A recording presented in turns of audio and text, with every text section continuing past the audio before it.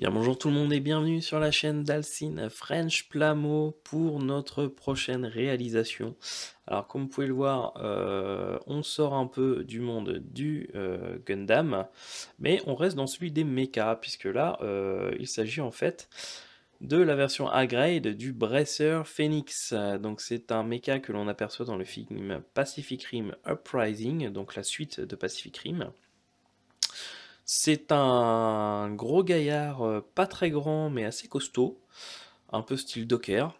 Et on va donc attamer la série DHG qui a été consacrée à ce film.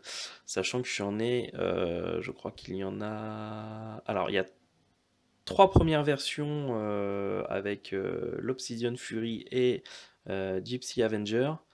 Attendez, non, Gypsy... Oui, c'est ça. Dans une version normale, et il existe trois versions, je crois en série limitée, où ils sont avec un effet un peu métallique, et puis avec une action base, pas vraiment, alors je dis action base, c'est pas vraiment le nom, mais c'est le même principe, spécifiquement à l'un de ces modèles.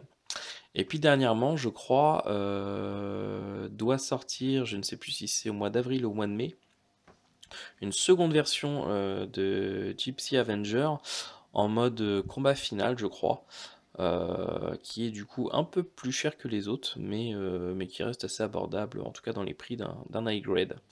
Voilà.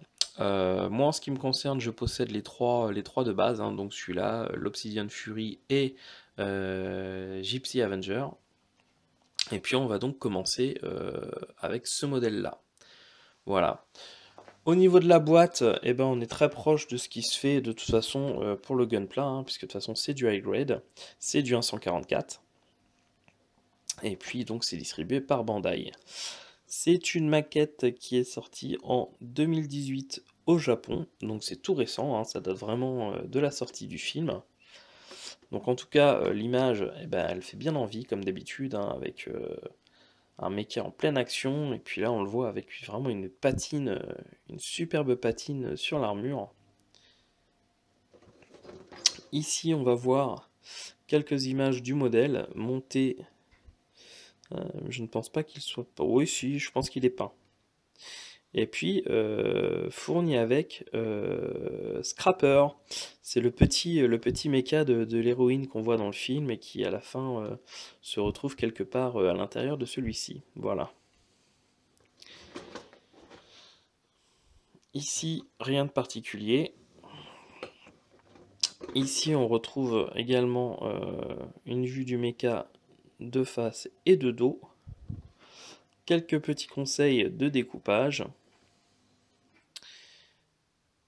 Et puis, au niveau du prix, donc, on est sur une maquette qui est à 2300 yens, soit à peu près un petit peu plus de 20 euros. Voilà. On va tout de suite regarder ce qu'il y a à l'intérieur.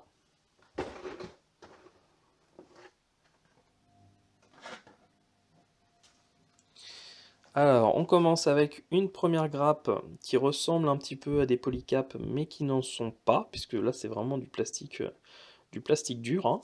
C'est tout ce qui va être, je pense, lié aux articulations du mecha.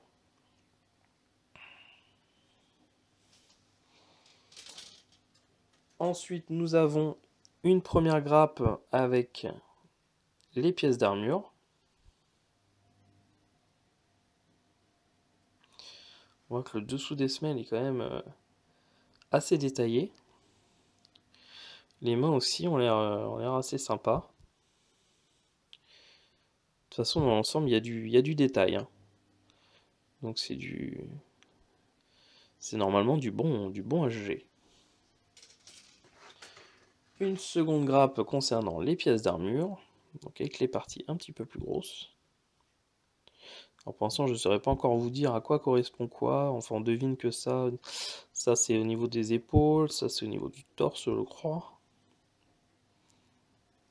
On a les petits canons là qui sortent de son torse. De belles lignes de structure. Et puis enfin, on termine avec une grappe pour, on peut considérer que c'est l'inner frame, hein, le squelette du mecha, avec des pièces donc mécaniques assez détaillées, hein, la face, le dos, je pense que ça doit être les bras ou les jambes. Et puis on va avoir ici le tout petit. Voilà, qui va être... oh, ça va, il n'est pas encore trop petit. On va pouvoir le peindre assez... j'allais pas dire aisément, mais assez correctement, je pense. Voilà, donc pas beaucoup de grappes hein, dans ce kit. On pourrait croire qu'il y ait plus de grappes, mais non. À voir maintenant ce que ça va donner une fois monté. Donc moi, je vais m'attaquer au montage à blanc, vous le présenter, et puis ensuite j'attaquerai du coup la peinture. Voilà. Ah, j'ai oublié, bah non. J'ai oublié de vous montrer le manuel et les stickers. Chose importante quand même. Donc, la planche de stickers. Et le manuel de montage.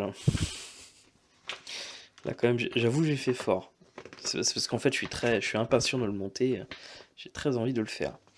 Donc, première page, on a du coup les grappes avec tout de même des petits X. Donc au moins deux petites pièces qui ne seront pas utilisées. Des petits conseils de montage pour les débutants. Ensuite, ça commence où? Ça commence... ouais, toujours un peu compliqué. Alors voilà. Ça commence donc par, je suppose, le torse.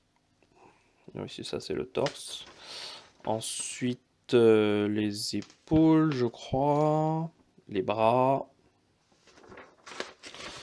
Ensuite, l'autre bras, les pieds. Les jambes. On finit du coup avec... j'ai pas vu la tête, mais bon. À un moment donné, on assemble tout. On met ses petites mitraillettes. Et puis voilà. Et puis on termine du coup avec à la fin des indications pour coller les stickers. Et puis du coup le code peinture pour repeindre le kit. Voilà. Alors maintenant, le plus compliqué c'est de réussir à tout replier. Hop là, et voilà. Donc moi je m'attaque au montage et donc à suivre le montage blanc et le modèle une fois peint et verni. Voilà, je vous dis à très bientôt. Ciao, bye bye.